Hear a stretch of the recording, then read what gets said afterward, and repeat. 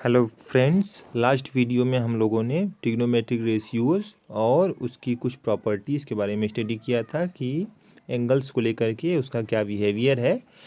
आज हम लोग कुछ स्पेशल एंगल्स के ट्रिग्नोमेट्रिक रेशियोज के बारे में स्टडी करेंगे। स्पेशल या स्पेसिफिक एंगल्स कह लीजिए। तो today's our topic is trigonometric ratios of some specific angles. Firstly, we will try to get all trigonometric ratios, all 6 trigonometric ratios for the angle 45 degree. 45 degree के लिए हम लोग बाकी सारे ट्रिग्नोमेट्रिक रेशियोज निकालने का प्रयास करेंगे। तो इसके लिए सबसे पहले हम लोगों ने एक राइट एंगल ट्रायंगल ले लिया। We select a right angle triangle in which the both acute angles are 45 degree. See the figure. If this is 45 degree, then this will also will be 45 degree, and you can easily see the both sides BC and AB will be equal to each other because this triangle becomes an isosceles triangle. तो इस तरह से अब अगर BC और AB आपस में equal है तो उन दोनों को हमने मान लिया equal to A। Suppose A, जैसे ही A हमने माना बच्चों तो हुआ क्या कि अब हम AC की वैल्यू निकाल सकते हैं in the term of A। अगर ये भी A है, ये भी A है, तो AC की वैल्यू पाइथागोरस थ्योरम से कितनी आ जाएगी? जी हाँ, बिल्कुल, ये आ जाएगी A√2। Yes, AC equal to A√2। अब बच्चों हमारे पास तीनों साइड है। जब तीनों साइड की वैल्यू हमको पता है तो हम रेशियो निकाल सकते हैं कि नहीं निकाल सकते हैं? बिल्कुल निकाल सकते हैं। तो चलिए साइन 45 की वैल्यू निकाली जाए। Sine of 45 degree which will be equal to perpendicular upon hypotenuse. It means A divides by A√2 which is equal to 1/√2. Similarly, cos 45 is also equal to A upon A√2 which is again 1/√2. Now guys, since we find the value of sine and cos, we can easily get the value of tan 45 which is equal to ratio of sine 45 and cos 45. Therefore, it will be 1, क्योंकि sin 45 और cos 45 क्या है? Equal है। Again cot 45 equal to also 1। क्यों? क्योंकि ये tan 45 का क्या है? रेसिप्रोकल है। और इसके बाद sin 45 का रेसिप्रोकल अगर निकाल लिया जाए तो क्या आता है? वो आता है cosec 45। तो cosec 45 degree equal to √2 and similarly sec 45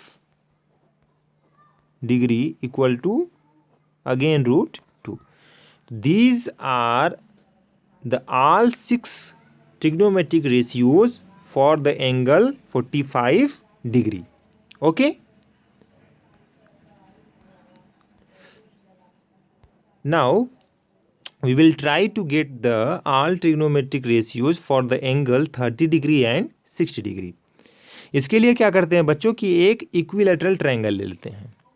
अच्छा, ये तो कन्फ्यूजन नहीं है, पीछे हमने अभी डिस्कस कर लिया है लास्ट वीडियो में कि एक एंगल की जो वैल्यू एक बार किसी रेशियोज की निकाल ली जाती है वो किसी भी ट्रायंगल के लिए वही रहती है, वो नहीं बदलती है।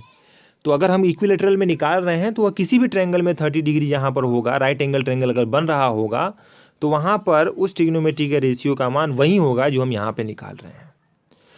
तो trigonometric ratios of 30 degree and 60 degree. तो एक हमने इक्विलैटरल ट्रायंगल ले लिया। इक्विलैटरल ट्रायंगल लेने के बाद बच्चों हम ये जानते हैं कि इक्विलैटरल ट्रायंगल में प्रत्येक एंगल 60 डिग्री के इक्वल होता है। हमने ए से एक परपेंडिकुलर ड्रॉ किया BC पर, एक परपेंडिकुलर ड्रॉ किया हमने BC पर जो कि D पर इंटरसेक्ट कर रहा है। अब D पर इंटरसेक्ट कर रहा है तो होगा क्या कि ट्रायंगल ABD और ट्रायंगल ACD कॉन्ग्रुएंट होंगे। इसको आप प्रूफ कर सकते हैं, आप 9th में पढ़ के आए हो। ये कॉन्ग्रुएंट होंगे और AD मीडियन की तरह बिहेव करेगा, तो D जो है वो मिड पॉइंट होगा BC का।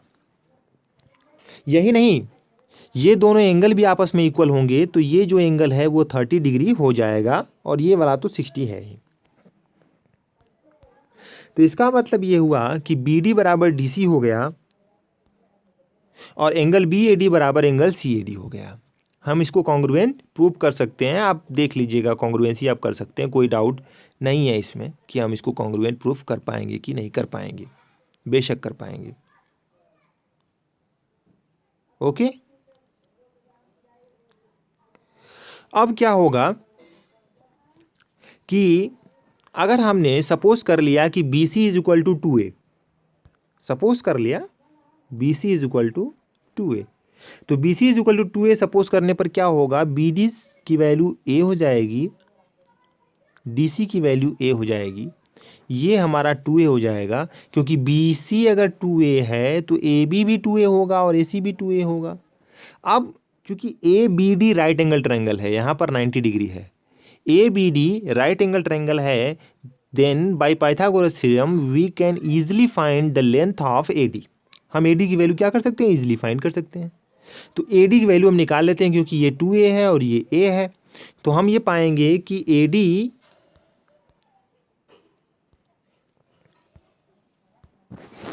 will be equal to what,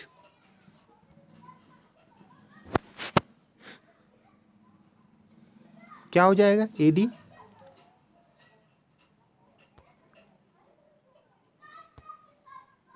जी हाँ, A square plus 2A whole square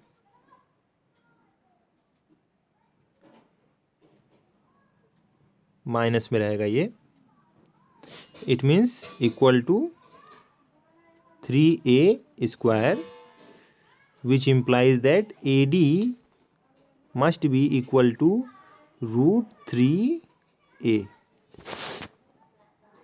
तो इसका मतलब ये हुआ कि हमने ये पा लिया कि जो AD की वैल्यू है वो कितनी है, वो है √3A।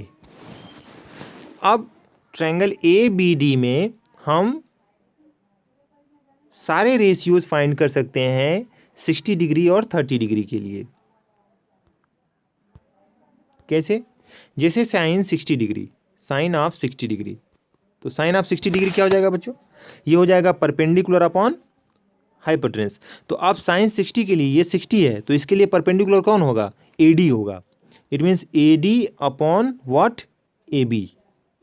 तो इसका मतलब क्या हो गया, इसका मतलब हो गया √3A